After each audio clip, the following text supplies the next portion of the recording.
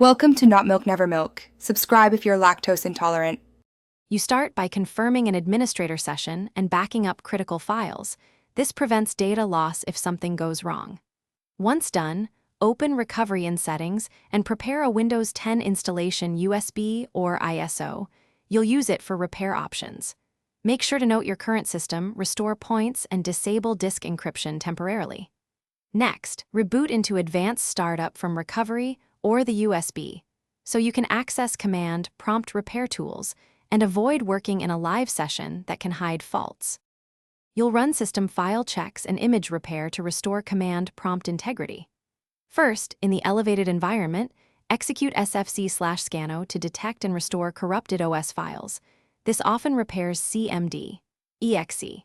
If sfc reports failure, run dism/online/cleanupimage/restore health to fetch clean components from Windows Update. For startup problems, run bootrec/fixember and bootrec/fixboot. Then rebuild the BCD with bootrec/rebuild.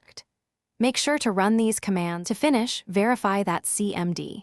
exe runs from its system32 path. If path variables are corrupt, correct them in System Properties right arrow environment variables. Once corrected, test common commands and recreate shortcuts. If the shell still misbehaves, create a new administrator account to determine if the problem is profile-specific. Many issues vanish under a fresh profile. If nothing fixes it, perform an in-place upgrade repair with the Windows 10 installer to preserve apps and files. Troubleshooting tip: use Event Viewer to find precise errors and Google the exact error text.